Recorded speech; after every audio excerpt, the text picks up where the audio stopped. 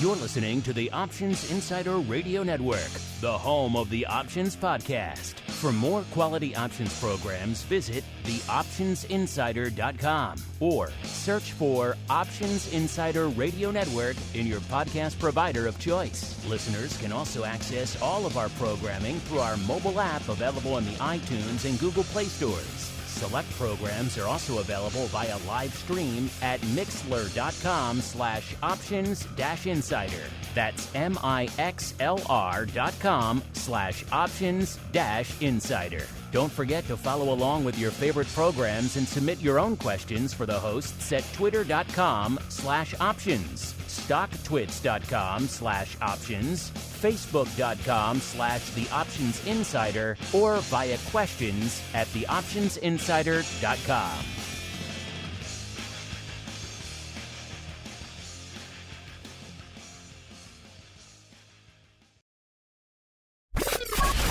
And now, it's time for the show that breaks down the options market from unusual activity alerts to market analysis, strategy overviews, listener questions, and much more. If it involves puts and calls, then our all-star panel will break it down. It's time to hit the Option Block with your host, Mark Longo from the Options Insider Media Group, and co-hosts Uncle Mike Tosaw from St. Charles Wealth Management, Mark the Greasy Meatball Sebastian from OptionPit.com, Andrew the Rock Lobster Giovinazzi from OptionPit.com, and Henry the Flowmaster Schwartz from Cboe. The Option Block is brought to you by Cboe. Cboe's suite of S&P 500 index options, SPX and mini S&P 500 XSP options, allows traders to speculate on the direction of the market, generate income, and hedge for downside protection of their portfolio of stocks. No matter what kind of trader you are, there's plenty of useful information to take the guesswork out of creating your portfolio strategy and to help you make more educated moves in the market. Visit www.cboe.com/SPX today to learn more. The views expressed herein are those of the speakers and do not necessarily reflect the views of Cboe Global Markets Incorporated or any of its subsidiaries, collectively Cboe. The information provided is for general education and information purposes only. There are important risks associated with transacting in any of the Cboe products or any of the digital assets discussed here. Before engaging in any transactions in those products or digital assets, it is important for market participants to carefully review the disclosures and disclaimers contained at www.cboe.com/US_disclaimers. These products and digital assets are complex and are suitable only for sophisticated market participants. These products involve the risk of loss, which can be substantial and, depending on the type of product, can exceed the amount of money deposited in establishing the position. Market participants should put at risk only funds they can afford to lose without affecting their lifestyle. And now, get ready to hit the Option Block. All right, everybody, that music means we are back. It is time to rock out once again with the Thursday edition of the Option Block, what the cool kids call the old OB. My name, of course, Mark Longo from the OptionsInsider.com. Remind you at the top of the show, make sure you're subscribed to the full network. Thanks to all of you who have been binging throughout the year out there. It's been a fun year, to say the least, but a lot more to come before we're done, including giving away one more Pro Trading Crate. So if you want to head over, get your name in the hat for that, as well as, rumor has it, we do have a Vol Deathmatch 2.0 in the offing, potentially with our good buddy, the Flowmaster, coming down the pike soon. If you want to get access to all that fun, awesome Pro Q&A we did earlier this week, oddities, all sorts of wild stuff. A fantasy cast, yes, we did another one of those. The OptionsInsider.com/pro. The place to go to get your ears on all that fun as we see who's joining us here on the old OB today. First, to the hinterlands of Chi-Town we go, to the hallowed halls of St. Charles Wealth Management, where we are joined once again by the uncleest of Mikes, Mr. Uncle Mike Tosaw, drowning his sorrows out there as, alas, he did not battle his way into the fantasy football playoffs. Uncle Mike, unfortunately, your crypto lovers not exactly getting it done, sir. What are your thoughts? Well, we had a good year.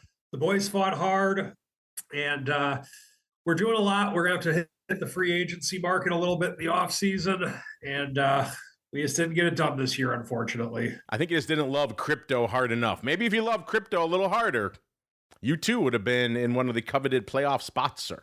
So, hey, I'm a little grumpy too. I was in first place all year, and I'm still tied for first place, and yet I somehow did not get one of the 2 coveted buys. They gave him to Carly Garner and to that jerk Kevin Green over there at Schwab. How dare they? How dare they both steal my buy? All I did was, I don't know, start the league and run it. I'm putting up all the prizes. Oh, and also I've been the first all season. But hey, who am I to get a buy?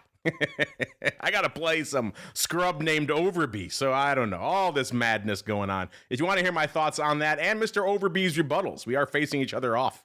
Check out the Fantasy Cast over there on the Pro listeners. Good stuff. And the guy who's probably shaking his head like, what is all this fantasy football stuff? He is the Flowmaster himself, Mr. Henry Schwartz from Cboe. Mr. Flowmaster, welcome back to the Thursday show, sir. Well, good to be with you both today and all of our listeners. Well, I'm upstate actually. I took the week off, but I made an exception because I would never miss the option block. But we got some fun markets. We got things moving. We got we were talking right before the show started. Gold and silver continue to just kind of blow my mind here, and some change up in the leadership, at least a little bit. So.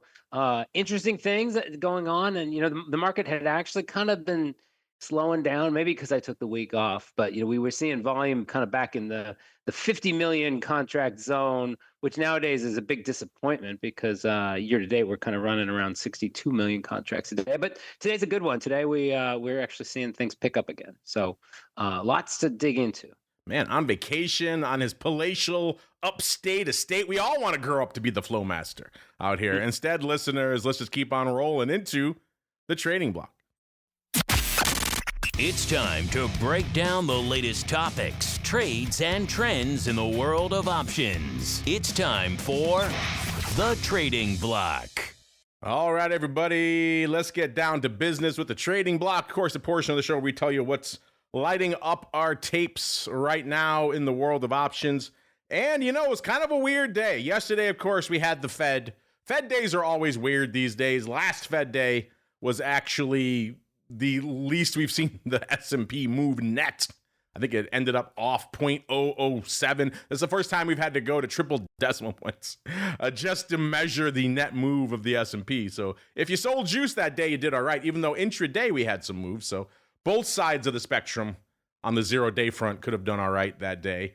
So coming into yesterday, we really didn't know what to expect outside of probably a quarter point cut. That is what we got. Outlook for the future cuts, not exactly super rosy. Nonetheless, the market looking green, vol coming back to earth a little bit. Today, though, coming on the heels of maybe some concerns over that, also just an absolute disaster of a number coming out of Oracle. Man, what a tale of 2 quarters. I don't know if there's ever been 2 more diametrically opposed quarters, at least in terms of output for the stock, than we've seen in Oracle the last few quarters. We'll get to all that fun in a little bit, but a lot of that weighing on the markets early on.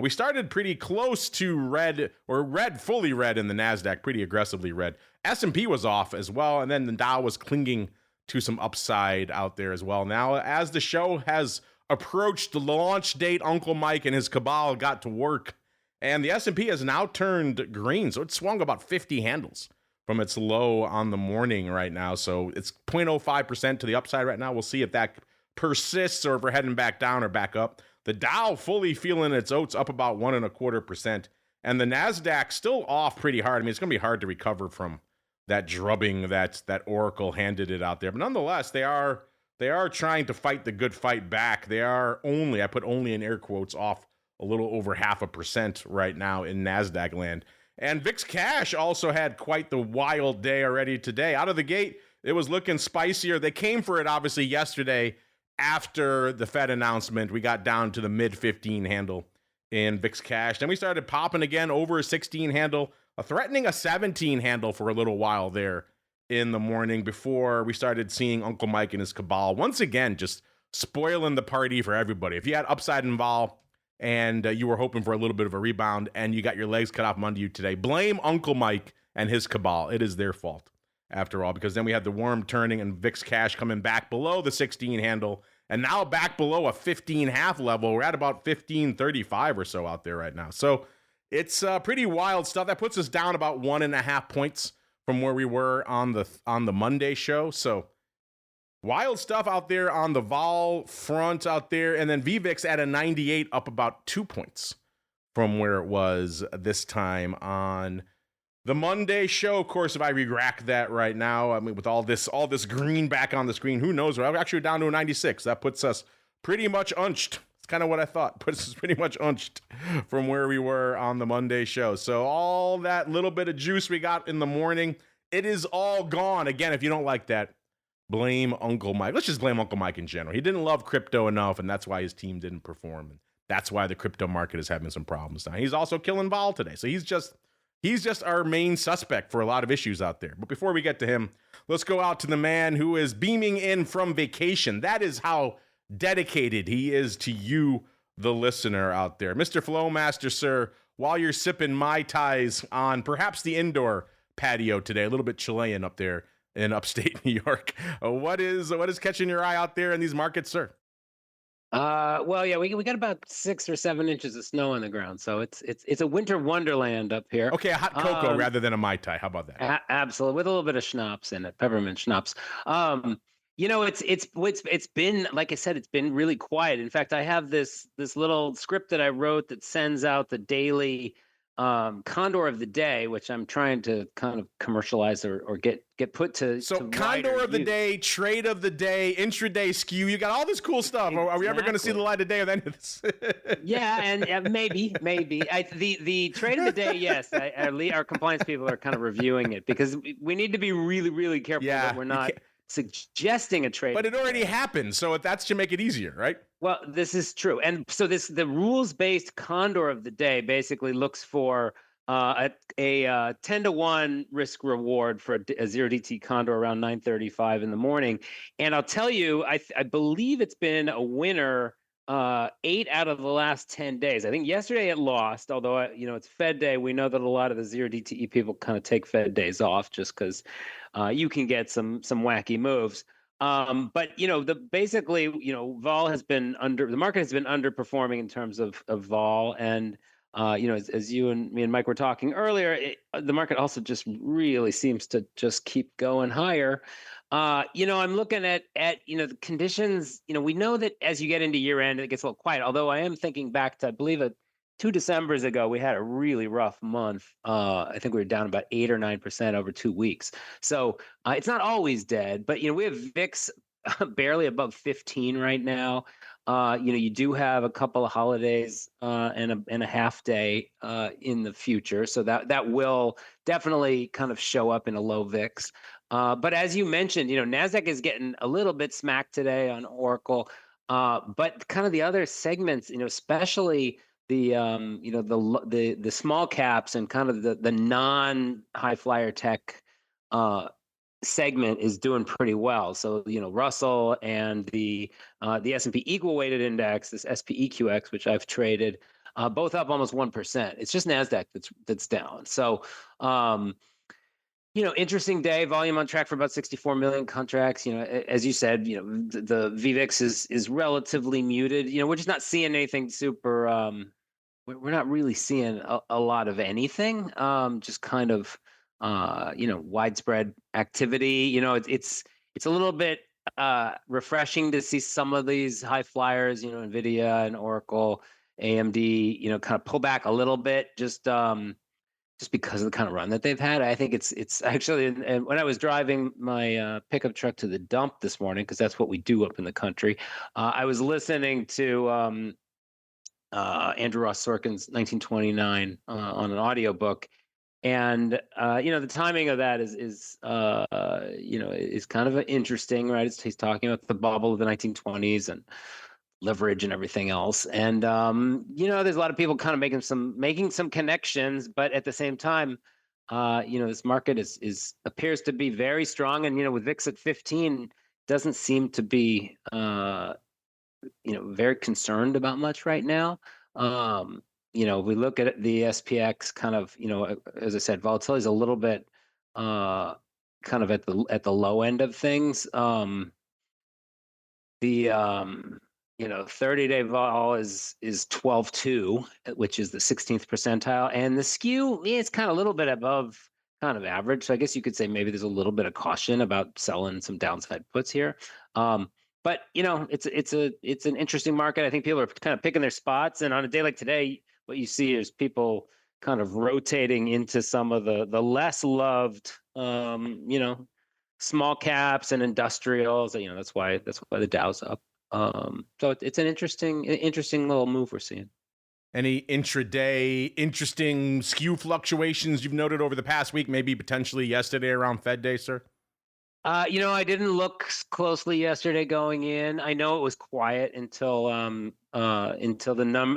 cut came, and then until then the real action is usually when comments come out. But I know I didn't see anything really in terms of the regular 30-day VIX reflecting much. I think everybody was just kind of waiting to see if there's going to be anything unexpected, and in the end, there wasn't really anything unexpected. It was the cut everybody expected, and I guess you could say maybe it was a little bit more controversial just because it was not unanimous. But no, we're just I kind of think that we're in a little bit of a reset mode. People kind of trying to celebrate what seems to be a pretty good year, and we have another 3 weeks to go. But but to be kind of heading into year end up 15+% for S&P.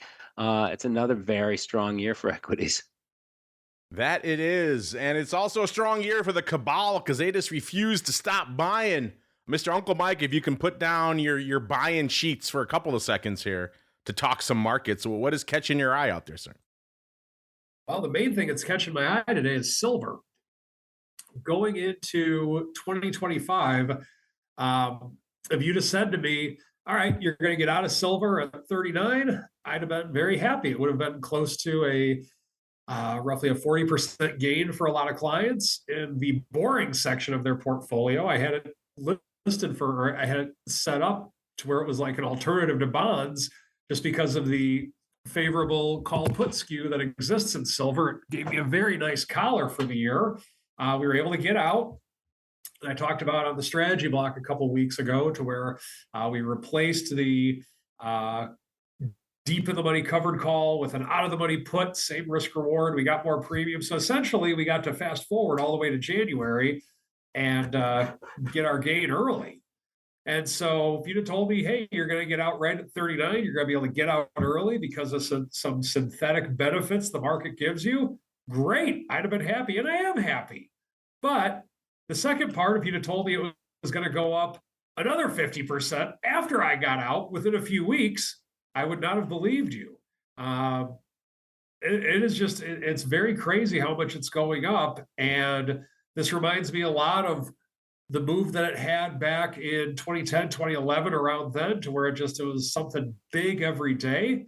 And I'd be very concerned right now if I was long silver just because of how fast of a run it is. I would definitely be buying some type of protection or scaling out of it in some ways because 15 years ago, when it had a move that looked a lot like this, it dropped fast. So I'm happy for the people that have stayed in silver longer than I have. Lord knows I've been in a long time on this show, but it's looking very top heavy right now. Now, is there reason to believe it could stay up because of inflation, because of this, because of that? Yeah, absolutely. But just historically, when it goes down, it does not mess around.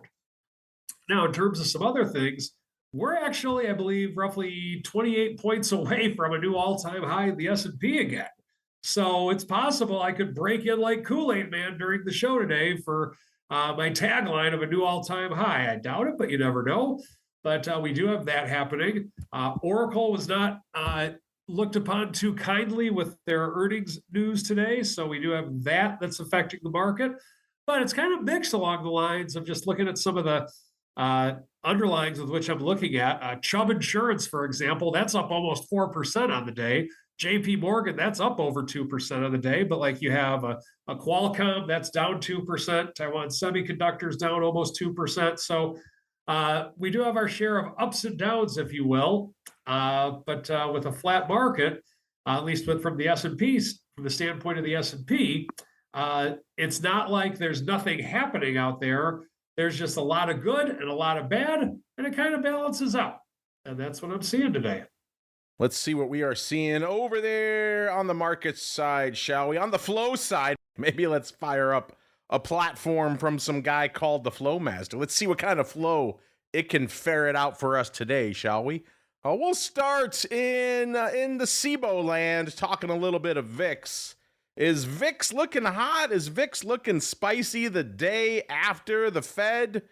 The answer is, yeah, it looks decent. I mean, we're at 1 million contracts pretty much exactly a day, 1.03, which again, just managing to sustain that level of volume in December with the VIX, that's fairly impressive. December, not usually a rock'em sock'em month for vol or VIX volume. It's kind of like the dog days of summer there in August, where we usually don't see a lot of either. But hanging out at 1 million plus contracts and has been for a while in VIX land. So that's one of my first indicators that you need to sit up and pay attention to the markets when VIX is hanging out around 1 million contracts a day. And already over halfway there, 544,000 contracts. So seems like we're on pace for a pretty decent day. That said, we've seen the second half of these sessions sometimes falter. We come back after the closing bell for the hot options report, and VIX goes out at 682 or something like that. So the first half, not always a predictor of the second half, but we shall see. Right now on pace for some decent volume out there. And if you're wondering what is the hot option in VIX land as of right now, listeners, you could probably guess it's a put. The question is, which one? We've been talking D's 18 puts for a while. Those are looking pretty beefy right now. So if you bought those for 65 cents, whatever they were a week and a half ago when we were talking about them, A, congrats to you. You're looking pretty good right now. B, maybe time to get the heck out of Dodge. If you didn't have a sense of that, the little bit of a dust up this morning should have awakened you to that fact. No, it is the 15 half puts going out next week that are taking the top spot. So once again, people have at least learned from the past this year. They're not lining up on the 15 strike to die like they have pretty much all year long. Even in December, the one of two times of the year where I would say if I gun to my head, if I had to buy a 15 put, December and August are probably the two times of year I would do that. Even now, I would be dubious to do it. But that said, 15 half put is taking the top spot today. So not quite that far. They went up about 43,000 times so far for prices around 19 cents. You know what we have to do then, listeners? We have to put it to you folks. Are you down with a little bit of a D's 15 half put? Again, going out next week, so not a ton of time. 19 cents, 43,000 times. Are you a buyer or sold to you? And right now, you folks cannot make up your mind. You're exactly 50-50. Buy them and sold to you. Again, this just went live a few minutes ago. So we'll come back later on in the show. See what you folks really feel. Let's do a quick top five in VIX land while we're hanging out here. Number 2, 34,000 of a little bit meatier, the D17 puts. If you're wondering, those are trading for 87 cents right now. So again, just shows you how juicy that downside has become. We're talking 18 puts not that long ago for 60, 65 cents. Now it's a 17 put for nearly 90 cents. 30,000 for number 3 of the D20. So there is some upside going up. If you want to get on the 20s right now, it's 33 cents for a little bit of a flyer to the upside. Number 4, 28,000 of the D16 half puts, 58 cents for those bad boys. And number 5, an interesting one, all the way out to the Jan 25s, going up 21,000 times for about $1.10. So quite the smattering out there on the old VIX front. Is that the case in SPY land? Yeah, SPY's looking pretty hot out of the gate. Go figure, 50 handle run, almost leading right up into the start of the show. That's going to put up some numbers, and SPY reflecting that. 6.7 million contracts on the tape already. The ADV 10.2, so well on the way to that right now. The S, same deal, 2.75 million. The ADV about 4.4 million. So both of them looking pretty hot. SPY looking maybe a little bit more aggressive out there. But you know what? Don't sleep on small caps, listeners. You do so at your peril. IWM, once again, moving hard, up 1.05% right now, putting up 1.3 million contracts already. The ADV is 1.9 million, so it is almost already to its ADV, and that's a hot number for IWM. 1.9 million. It wasn't that long ago, 1 million. We said, man, they can't sustain 1 million contracts a day, and they couldn't. They would drop back down to 700,000-800,000. So the fact that we're hanging out nearly 2 million contracts a day, we're kind of in a wild time in a lot of these products, listeners. Speaking of wild times, Oracle having a wild one, and that is translating into a wild day in the queues right now. Already 4 million contracts on the tape. That's nearly double what we used to expect this time of the show. We used to expect 2.25 million, and then you gently drift the rest of the day to about 3.5, 4 million. Nope. 4 million exactly already on the tape right now, listeners. And the ADV is up to a pretty impressive 5.6 million. We might hit that by the end of the show at this rate. This is just wild stuff out here in the queues, listeners. Is it wild stuff, though, in the land of single name equities? That's the question I can hear a lot of you asking through the microphones. I've been doing this for a while now. I can hear your questions ahead of time. And the answer is no. Once again, when we have these kind of wild macro large index swings, that seems to be where the lion's share of the focus is. Single names, not as much. That said, they're hovering within close reach, close distance of respectability. Our threshold is, of course, 350,000 contracts at about 325 right now is what it cost you to break into the top 10. That gets you to our old pal, the Amazonians. They're not having a great day. They're selling off about 2.25, about 1%. Right now, 229.5. That said, they did get as low as 228.69, so they have rebounded somewhat off their lows. We'll see if that keeps up or this is just the head fake. As we move up to number 9, keeping it in the A tech names, all this concern about Oracle and AI overspending, you know, it's going to weigh on some of these AI-related names, and that's coming in for AMD. Number 9, 365,000 contracts on the tape. 217.75 off about 3 2/3 or 1 2/3%. That said, they have bounced aggressively off their lows. Their low was 210.19 today. So they're up almost $7.50 from that low. So a wild day out there in AMD land. Still down, though, on the day, nearly $4. Good for number 9, AMD 365. Number 8, our old pal Robinhood. Wow, they are smoking. They're smoking. I got so caught up in the Oracle and the tech madness, I neglected to look beyond that all-consuming vertical, listeners. If you do, you get to number 8, Robinhood, 374. They just popped hard off their Indonesia news and, of course, acquiring that derivatives exchange from MAG. So looking to launch what looks like their own binary/prediction market there. That all was positive news for the stock. Not today. They are coming for it today. 124.11 off $11.55 or about 8.5%. Looks like the numbers for November volume, no bueno. And that apparently is weighing on the stock out there. That said, you're still having a pretty darn good year if you're hanging out in Robinhood, up a whopping 214%. Year to date, it was $39.44 to start the year. So you could give up days like today for the next week or two and still be looking pretty good out there. In Robinhood, number 8, 374 on the tape. Number 7, good old Netflix, 94.25, up about $1.50 or 1 2/3%. So finally a little bit of green on the screen for them. I think we were talking 95s, size 95s yesterday on the hot options report. So those look like they might have a chance to become relevant again.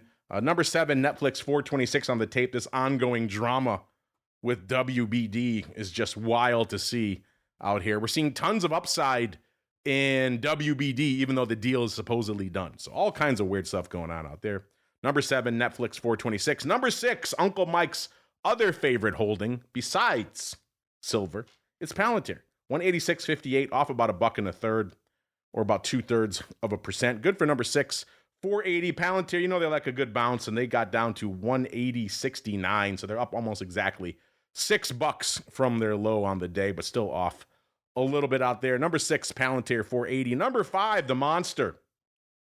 Not looking as monstrous. This one's been a wild one to watch. This, for many people, is the canary in the crypto coal mine out there. Whither goes strategy, so goes Bitcoin and the rest. 176.71 off nearly $8 or about 4.3%. So once again, coming for the crypto space, the Monster, number 5, 488,000 contracts on the tape today. Number 4, the fruit company. It takes a lot to turn Apple red these days. And when you do, it's usually $1 and change. That's pretty much what we're seeing right now. $1 off the top in Apple. 277.72 off again, about $1 out there right now. Good for number 4, 685 on the tape. Number 3, we talked about him at the top of the show. I don't know if I've ever seen I've been doing this for a while. Maybe Flowmaster has some ideas, but I don't know if I've ever seen a name have two such diametrically opposed quarters back to back. Absolutely wild stuff. You know what I'm talking about. I'm talking about Oracle. Last quarter, they exploded on the back of all this AI love, AI enthusiasm, blew through the par strike, not the 200, but the 300 strike, rallied intra-session all the way up to, I think, threatening 350, 340, somewhere in that ballpark. And we noticed right away on the hot options report that same day, right after that initial trade kind of stopped that first day, we saw a ton of par puts, 300 puts going up. And they were 25, 35 handles out of the money even then. And we thought this is an aggressive fade because they were for that week. There were just a few days left to go in the week and people were loading up on the par puts. And we thought, man, that is A, aggressive, B, surprising with such a strong number that people would fade it so demonstrably, and C, it worked out. Those puts ended up going out somewhere around $8. So it was an absolutely wild time. If you faded that initial pop, you did really well. But still, it was just a huge move in the stock, a blowout quarter. Now to flip the script from threatening 350 to breaking the 200 handle in the other direction. Oracle right now, 194.11, off nearly $30 or 13%. I saw some data point this morning. This is the worst quarter for Oracle in nearly a quarter of a century. Pretty much since the 2000s started, they've never seen a shellacking like this. So it's absolutely wild. AI giveth, and then concerns over AI clearly taketh away. This is wild stuff. I mean, you're talking at this point almost getting cut in half from the level they reached intraday after their last earnings. Again, I can't recall a big, we've seen this in some, ridiculous startups that are meme YOLO names and they get whatever, but an actual, Fortune 500, 100 company doing something like this, absolutely wild back to back. Maybe you have some suggestions, listeners. Write in if you have another name that had two just completely diametrically opposite quarters like this. Hit us up, let us know. All that a long way around to saying, yeah, Oracle putting up some numbers today. 1 million contracts exactly on the tape right now in Oracle land. Let's just look really quickly because I am a glutton for punishment out here. We'll do more of this, obviously, on the hot options report later today. But what is the hot option right now in Oracle? You might be saying, hey, it's some puts, maybe some par puts. 195, 190 puts. No, it's the par calls, the 200 calls going up nearly 56,000 times. So if you're feeling a little bit of that upside, actually looks like the majority went up closer to the bid. So there could be some aggressive faders. Is that the way you want to play this? You want to sell? You want to overwrite the par strike? I don't know if this thing swings 20 handles at a clip. I don't know if I want to be riding that, but c'est la vie. It's like some folks are. $120 was about the average price for those. So up to you whether you think that's a screaming buy or a screaming sale. That might be a fun little flash poll as well. So maybe we'll put that out to you folks. Get your thoughts in a little bit out there. Either way, we can do the whole rest of the show on Oracle. Number 3, Oracle, 1 million contracts. A number 2 and number 1, you can probably guess what they are. It's just a question of the order. A number 2, it's our old pal Tesla, 446.50, off about $5 or a little over 1%. They sold off to 440 and a third earlier today, so off their lows as well. 1.33 million contracts for Tesla, aka the receiver on Detroit out there. And number 1, it's NVIDIA, of course it is. 179, pretty much exactly, off about 4 3/4 or 2 1/4%. Good for the number 1 spot today. 2.03 million contracts out there. Looking at the earnings front, just what I said at the beginning of this week, there's still some names you might want to pay attention to this week, and Oracle is definitely on that list. And man, do they not disappoint. So if you ignore earnings on Fed Week at your peril, listeners, absolutely wild stuff out there. I won't even bother with the Oracle earnings move results reports. They were projected for a 10.2% move, if you are curious. And as of this report, they had moved 14.5%. Obviously, the intraday move was even more than that.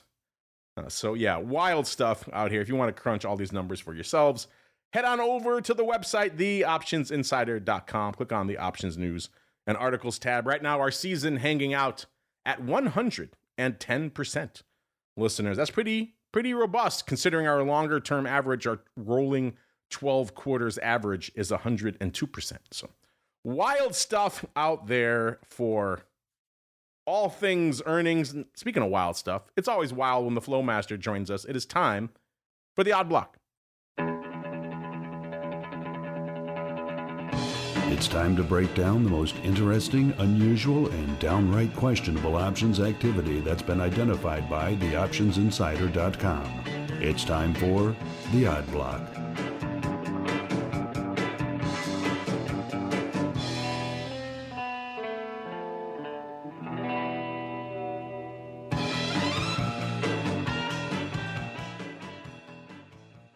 All right, everybody, let's get down to business with the Flowmaster. I always love when the Flowmaster throws us a curveball. This would have been a curveball if we hadn't just talked about it over there on Options Oddities last Friday. Yet another reason why you need to be checking out the pro, listeners. A lot of these names filter up there first. What am I talking about? Talking about Sentinel One Inc., ticker symbol S.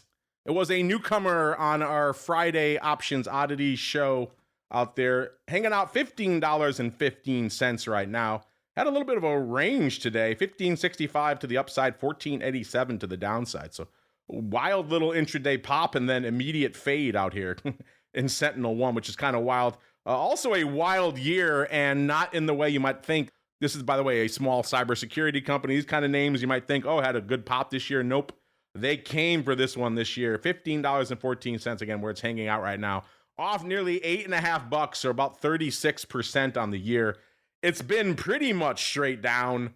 Did get as high briefly as about 25.25. That was right around Valentine's Day. Like a lot of names out there, they hit their apex on Valentine's Day and never really sniffed it again the rest of the year. Yet another reason why once you get outside the kind of MAG 10 AI bubble, it's a very different year for a lot of the names in the lower strata of the market. And Sentinel One, definitely one of those. Again, topped out 25.25 and it's off over $10. They tried to rally it just recently, just last week on December 4th, which is one of the reasons why it came up on our radar last week on Options Oddities. They got it up to nearly $17 again, and then it fell right off a cliff again. On Monday, got down to $14.50, and they've been slowly trying to claw its way all the way back up. Before we get to what the Flowmaster spotted out there, really quickly, I'll mention what we talked about, give you a little insight into the pro here. What we talked about on Oddities last week, we talked about some folks coming in, scooping some longer-term calls. So it was an interesting choice. The stock was $14.88, and they came in and said SEP 15, so all the way out to September. How are they? They got $3 at $3.20. They said, I'll pretty much pay $3.20, 8,000 times. They had traded some earlier, 3,700 of them for about $3.07. So they had been bidding them up most of the session. They did a total of 27,000 on the day. So it was by no means a small trade. You could say $3 when the stock's already at $15. It's a bit lofty, but also, you know, it's cheaper than buying the stock. So you can look at it through two lenses out there. You're only risking $3 versus 15. But fast forward to today, and once again, Mr. Flowmaster, Sentinel One has come on your radar, even from vacation in stately Flowmaster manner, sir. What caught your eye? Yeah, this one is interesting, and I'm not really familiar with the name. It's very interesting that it showed up on your radar last week, and you know, today's volume is really pretty impressive. You got currently we're looking at about 31,000 calls versus 1,500 puts, and that's twice the average daily volume of calls. Specifically, you know, we still have another 2.5 hours to go. So, you know, we could hit 45,000 calls today, which would be 3 times normal. What's really interesting to me is how they got in. So there's a bunch of sweeps right at 11:34 New York time of a bunch of different strikes. So the January 2nd, 15 calls, they paid 70 cents for almost 3,000 of those. The tomorrow, D's 12th, 15 half calls, they bought those almost 1,000 times for 20 cents. And then we also saw some regular D's 15 half calls bought, almost 1,000 of those. There were basically 5 strikes altogether. It was almost like a little bit of one of these frenzies of like, okay, something's going on. And the stock moved from basically under $15 up to about $15.80 almost instantaneously. So a big jump.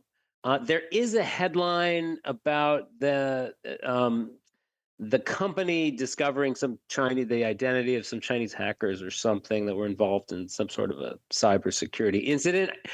There's also some sort of comment from Citron Research that I can't even tell if it's bullish or bearish, but stock spiked and kind of has come back a little bit. But as you mentioned, it has been really pretty beaten up, and I'm not super familiar with the company at all, but it seems like the segment is kind of a critical kind of piece in the way that the world works nowadays. But it's I did buy a little bit of stock just because I get it. It's kind of beaten up, but down here, I don't know why somebody bought these calls, but for $15 stock, I don't mind putting a little bit of money out there. Just to kind of see if there's anything to it, as you mentioned, it has kind of shown up on the radar. Now the last move has kind of been to the downside, so it's a little different. Maybe somebody's kind of thinks it's gotten low enough, or maybe they just kind of want to own it into the new year. Flowmaster getting lured into a little nibble. I will admit I did not get lured to the dark side after that show last Friday. I was mildly intrigued by those calls. Again, I didn't see the impetus to reach to buy upside in a name that's had the tar beaten out of it this year. It didn't really leap off the screen to me. But if you're gonna nibble, $3 versus 15, I'd rather lose 3 than 15 if that thing continues to sell off. So interesting, you got lured to the stock. I can see an argument for that. It is getting cheap. Not quite Viceroy territory yet. That's usually sub $10, if not sub $5, but still interesting stuff, listeners. Have you been lured to the dark side? Well, for you option block listeners, this is probably the first time you're hearing about it. But for you pro folks hanging out in the chat, did any of you nibble on those SEPs? It was an interesting one, to say the least, out there.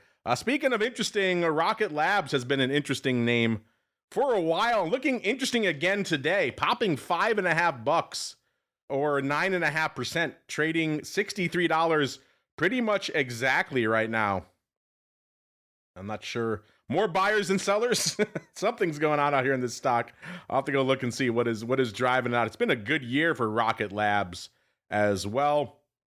Trading 23 1/3. And this one's easy to confuse with, Rocket Mortgage and all these other Rocket branded names out there, listeners. But this one is not. This one actually does play in the rocketeering realm, listeners. They were trading $23.35 a year ago. So they're up $40 or 170%. So you could file this one in with the ASTs, all these wild space-related names we've been talking about over the course of the past year. They did get up to about $74. Looks like that was back in October, and then they came for it aggressively. It got clipped down to $39.50 on November 20th. So from October 14th to November 20th, it got cut pretty much in half. And then since then has rallied right back up to where it is right now, 62.81. So this one, if you've been slinging it over the past couple of months, you've been on quite the roller coaster ride. Mr. Flowmaster, what did you spot out there in Rocket Labs today, sir? Sure. So, I don't know this name either. In fact, I actually was assuming that it was related to Rocket Mortgage, and it's not. So, what's going on is it's another name where we see, the call volume well above normal, 100,000 calls on the tape versus 35,000 puts. That's about twice the average daily call volume. And what's kind of interesting is the biggest kind of chunks printed right on the open, or well, just after the open at 9:33 when the stock was 57.24. So the stock was $4, almost $5 below where it is now. I can't quite tell. They basically printed the 50s around the bid and the 60s around the bid. It's definitely a spread. It's marked complex, but I don't have easy access to directionality. However, my guess is, because I can see that the 50s did trade last week, and I think that it's somebody probably rolling their 50 calls up to the 60s that they bought last week. Also, only a minute or two into the day, so the timing is very, very similar. So it looks to me like somebody, loves this move because I believe they were along the 50s, and they are happy to turn those into the 60s. These are the January 9th 50s against the regular January 60s, by the way. And the the impact of all this has volatility up about 6 points, and it falls at 90. It was at like 80 something yesterday, 82, and it's also kinked up the call skew a little bit, which is just in general kind of a bullish picture. I don't know if there's a catalyst coming, but somebody definitely likes the stock, and seems to be kind of, looks to me like they are kind of re-engineering a long option trade in anticipation of some further upside. It's an interesting one. Speaking of interesting, we talked two kind of wild names already here, listeners. Let's get out of here getting kind of old school out here. Let's go back to Honda Motor Corp, ticker symbol HMC. This is a wild one, $30.72, up about 18 cents or 0.5%. On the year, it's actually up about 4 2/3 or about 18%. So a decent year for Honda Motor Corp. That said, they did hit a high of nearly 35 back in September, so they have retreated off that high. But this ticker, I had to go dig. I thought, when's the last time we've actually talked about Honda Motor Corp? It actually was more recently than I thought. I thought it was more a few years ago, but it actually was about a year and a half ago. It was March 15th of 2024. Once again, on our Options Oddities program, we talked about somebody coming in March, scooping the 40 calls for that July, 3,000 times for 60 cents. I haven't had a chance to go see if those remained open the whole time, but the stock did close $31.43 in July expirations. I'm going to go out on a limb and say those probably didn't work out too well. Again, maybe there was a bit of a blip in between, which they had a chance to get out, but I'm guessing probably not. By the way, the stock was $36.51 when they bought those, so not a great do, as the kids say, but here we are, fast forward a year and a half, and Honda Motor Corp back on our radar. Mr. Flowmaster, what'd you spot, sir? Yeah, this is a funky little one. I don't I have a Honda lawnmower, if that counts, but I don't think I've ever. I don't even think I realized that there were options listed on the ADR. The trade I noticed is just a little one, but it does kind of stand out. 1,000 of the Feb 32 half calls traded for 84 cents. It was tied to a block of stock. So it was it's called a qualified contingent cross, and all that means is basically if the customer wants to trade stock against it, like it's delta neutral, the broker can execute that without exposing it to the market. And so this was tied to 36,000 shares at 30.73, which is pretty much where the stock was anyway. Looks like a buyer based on the Cboe Theo value was around 80 cents, and it looks to me like they paid 84, and it is opening 30, it's $2 above kind of where the stock is right now. I just think it's a little interesting, just because it's not a name that we ever really notice. It's funny, I'm looking back at some flow in September in the OCT, like a three-way, almost some sort of like a fly, the 25, 27 half, 30 or Christmas tree trade. It did trade in September in big size, like 10,000 by 18,000 by 23,000. But that was a closer. So I don't know, would take a little bit more sleuthing to kind of go back in time and try to figure out how they got that position on, because I don't see it open. It's possible it's one of these ones that was opened via flex and then turned into a listed position, because it's one of those kind of weird ones. But I don't know what Honda might be up to, but it is 10 times the average daily volume. It looks like it's a buyer. It's only 1,000 lots, so it's not a ton of money. But in this name that really doesn't trade very much, the average daily option volume total is 222 contracts. So the fact that somebody wanted 1,000 lot, and actually it looks like another kind of 1,000 traded in smaller pieces a little bit later. That might be them getting into a total of a couple thousand, which is it's not that far out of the money. And considering this thing only trades a million shares a day, 2,000 is 200,000 shares is 20% of the average daily stock volume. So it is a big position, even though it doesn't sound that big. And I don't think I'm going to get long Honda because of it, but I will keep it on the radar screen. There we go, listeners. Honda Motor Corp back on the radar, listeners, as we keep on rolling and go around the block. It's time to tell you what we'll be watching on our trading screens until the next episode. It's time for Around the Block. All right, everybody, welcome to Around the Block, the portion of the show where we tell you what we're keeping an eye on for the rest of this week. Man, I was having so much fun. I got so lost in the flow, listeners. I thought we had a lot more time in the show, but we're coming up against it. Let's get out here really quickly and check in before we get everyone's thoughts. Check in on some of our flash polls we got going right now. Those D's 15 half puts, as the show has progressed, now 80% of you want to buy those bad boys for 19 cents. 20% want to sell them. So if you agree, disagree, get over there at options, make your voice heard. We also did just put out, as another fun little flash poll, those D's pars expiring tomorrow in Oracle, $1.19. Are you down for those, or are you sold to you? Right now, 100% of you want to buy them for $1.19. So you're playing a little bit of that bounce game here in Oracle. Not a lot of time ticking.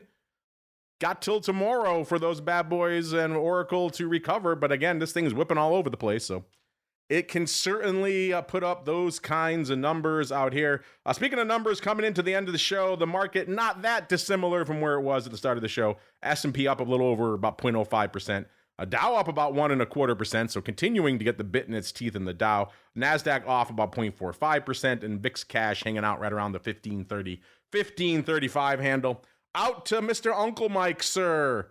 What are you keeping an eye on now that the Fed is in the rear view for the rest of the week into the weekend until you battle again for your life for trivia on Monday?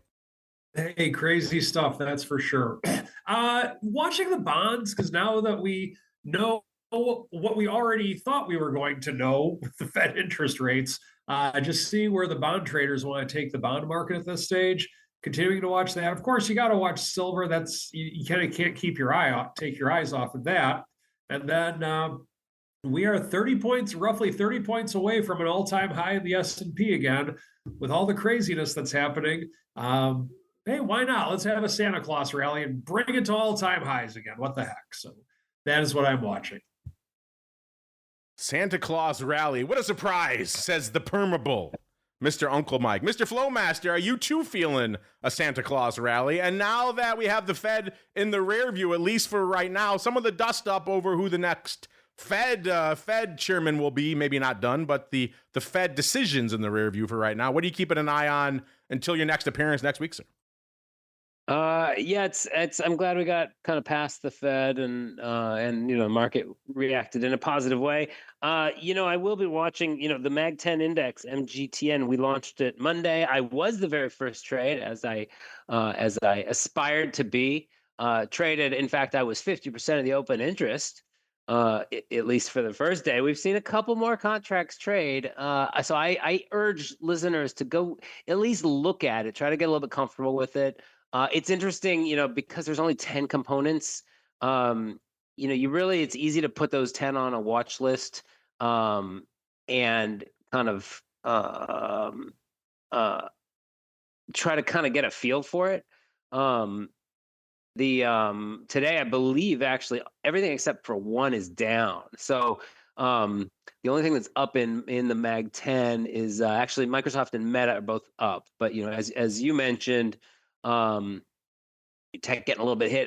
Oracle's not in it, but Google and Nvidia are, and those are both down more than 2%. So the trade I did was a simple. I actually sold a put that expires on regular December 19th. We don't have dailies yet in MAG 10. We should next week, but just a kind of an experiment trade to get comfortable with it. And if you're gonna, if my back's against the wall, the one trade I will do is sell a put, because I guess because I'm a degenerate premium seller. But I will be watching kind of, as we go into year end. The one thing you got to be a little careful of is even though it's quiet and VIX is 15, and we know people are taking a lot of time off into the holidays.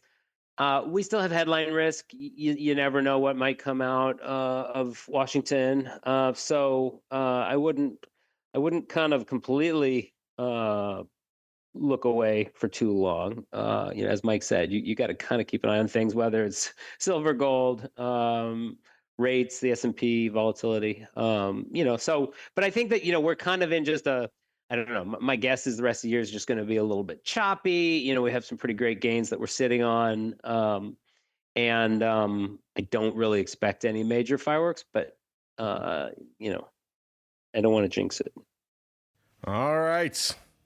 And that music means we've come to the end of this journey. Not done on the network, though, not by a long shot. We'll be back in a little bit talking TWIFO. And then, of course, back after the closing bell, talking the hot options report. We'll check in on these Oracle 200s and everything else lighting up the tape out there. Yet another reason why you should be subscribed to the full network. But before we go, let's let the Flowmaster go back to his vacation. But before we do that, Mr. Flowmaster, you folks launched a new product this week. A lot cooking in the land of Cboe. Where should folks go if they want to learn more, sir?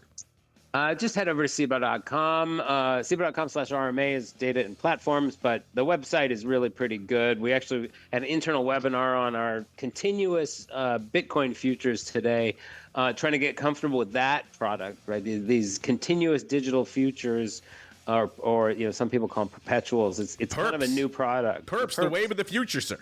Exactly. And so just trying to get used to how those work and how the financing cost is applied is actually kind of a new exercise. So that's kind of fun. But Cboe.com, visit and poke around, and I think you'll be pleasantly pleased. And again, you can look for that VIX decomposition page as well and see the day over day change and kind of what component areas of the SPX of 30-day vol curve, how they contributed to the change in VIX overall. People want to know, is the streak alive? Were you the first trade in the MAG 10 option, sir?